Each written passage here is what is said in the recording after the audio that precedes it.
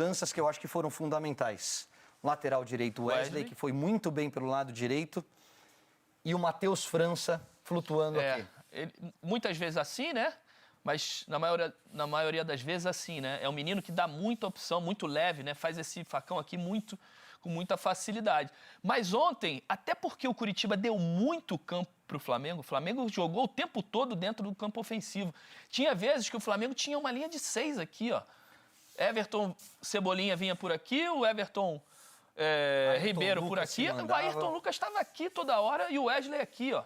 Aí você tinha no suporte o Thiago com o Gerson e os 2 zagueiros por aqui. Mas então é um time que preencheu demais e muito bem esse campo ofensivo. Porque tinha muitas alternativas para isso, né? Muita conexão. Agora, obviamente, não acredito que o Sampaoli vai fazer dessa maneira. Principalmente porque eu Por acho isso que eu quero trazer o Júnior para cá, que ele... Então troca.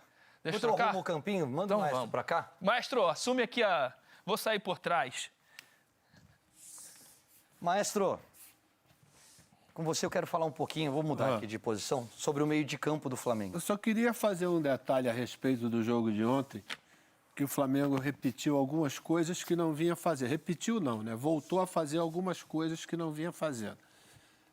A marcação agressiva, né? Que obrigou praticamente o Curitiba a ficar o tempo todo dentro do seu campo.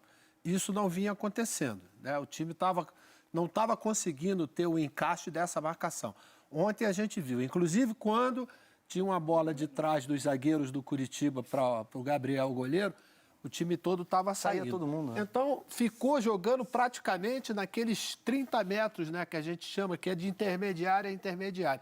E isso facilitou, porque os jogadores estavam mais próximos e a troca de passes elas saíram com mais facilidade. Maestro, então essa postura do Curitiba foi muito por conta da postura do Flamengo. Não foi o Curitiba que se omitiu de jogar, não. O Flamengo não deixou o Curitiba jogar. Mas, de certa forma, a própria saída de bola do Curitiba ali de trás estava lenta, né? Ficou um time espaçado, somente esperando uma jogada do Aleph Manga. Não era toda hora, porque tinha sempre um marcando e outro na cobertura. Não podia fazer assim. Podia, por exemplo, ter sido um pouquinho mais ousado. Puxava um pouquinho mais a marcação para obrigar o Flamengo a ter dificuldade de sair. Porque se fosse 10 passos para jogadores como o Thiago Maia, como o Everton Ribeiro, jogadores que trabalham bem a bola, com essa movimentação que foi muito importante do Matheus França. O Matheus, ele flutua o tempo todo aqui, né? O Gabigol fica centralizado, ele tem a liberdade e tem energia. Eu acho que essa é a grande diferença. O Matheus, ele ocupa espaço, mas ele é muito forte, é menino. E na hora que perde a bola, ele volta para preencher, que esse foi um dos grandes problemas do Flamengo nesses últimos tempos, que era a recomposição, né? Quando perdia a bola. E ontem voltou, né, a fazer isso, para que o time ficasse bem compacto, evitando qualquer contra-ataque do adversário. O Bruno Henrique fazia, né? O Bruno Henrique fazia muito isso, né? Entregava ofensivamente. De ontem, né, Grafa? Entregava ofensivamente, é verdade. Mas ele vai demorar um pouquinho. Lesão de joelho é sempre chata. Agora, Maestro, Caio, queria que vocês trouxessem para a gente as opções do Sampaoli, né? O que ele pode, o que ele tem de alternativa, quais seriam as plataformas táticas que ele vai trazer com esse Flamengo novo dele. Com o Santos, como ele fazia? Então, ele jogava um pouco diferente. Ele jogava num 4-3-3. Ele varia muito o sistema de jogo. Tem duas coisas que eu acho que são legais de falar. Primeiro, que o Sampaoli fala muito em setorização, um jogo por posição e setores do campo. Ele chama essa primeira parte aqui, defensiva, de zona de alerta, essa parte central de zona de conforto e essa parte de zona de definição. Ele tinha o Soteldo aberto aqui e o Marinho aberto aqui, 2 caras espetados para abrir a defesa do adversário. E esse primeiro volante dele era o Pituca, que como característica se assemelha muito ao que o Gerson faz. Você acha que o Gerson pode ser o cabeça de área desse time do Sampaoli? Pode. Vai depender principalmente como ele vai armar, eu acho que é a parte ofensiva. Tem uma pergunta aí, Maestro. Olha só, na tarja que a gente colocou, ó, Pedro, Gabriel, Bruno Henrique, Arrascaeta e Everton Ribeiro. Em cima desse recuo do Gerson, será que cabe todo mundo? Ele já deu a entender hoje na coletiva o seguinte, podem jogar juntos? Podem. Tem jogos diferentes que não vão poder. Então vai jogar um ou vai jogar...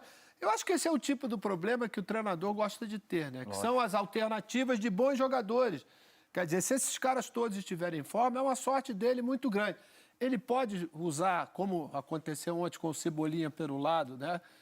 E o Everton Ribeiro, como ele pode também colocar, inclusive, o Everton Ribeiro para o meio, para que ele possa Mais usar, centralizar numa dessas duas funções, né? para poder utilizar tanto o Pedro como... Hoje não adianta, os centroavantes estão ajudando a marcar. A gente vê o Rony do Palmeiras, né, que para mim é o atacante mais marcador deles todos. Como é que ajuda? O mais importante, eu acho que vai ser os 3 setores estarem compactos. Se o time do Flamengo ficar espaçado... O time do Flamengo não, qualquer time ficar espaçado, esse que a gente chama do entre linhas aqui, se você der esse espaço aqui, você está morto. Porque jogadores com habilidade, pegando essa bola e partindo para cima dos zagueiros, não tem cobertura que dê jeito. Não se surpreendam em ver várias vezes o Flamengo assim, ó. Aqui, jogando com muita gente no campo ofensivo, segurando no máximo 2 zagueiros e um cara aqui para ditar ritmo do meio de campo.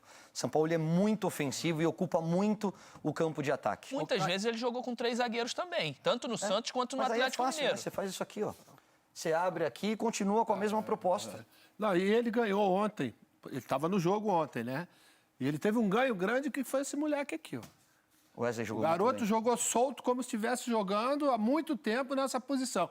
E ele dá exatamente, talvez até essa amplitude, né, que se chama, para quem tiver com a bola aqui, as viradas de jogo toda hora estavam acontecendo em cima dele. E ele vai para o jogo. Quer dizer, para você fazer o time mais ofensivo assim, com o Ayrton na fase que está e do Wesley aí, eu acho que tem ótimas alternativas. Primeiro tem que ser o comportamento, independente dos nomes que estejam ali. O comportamento do time ele tem que ser um comportamento agressivo, principalmente quando perde a bola. Ontem ele... Haja unha, hein? Haja unha do São Paulo.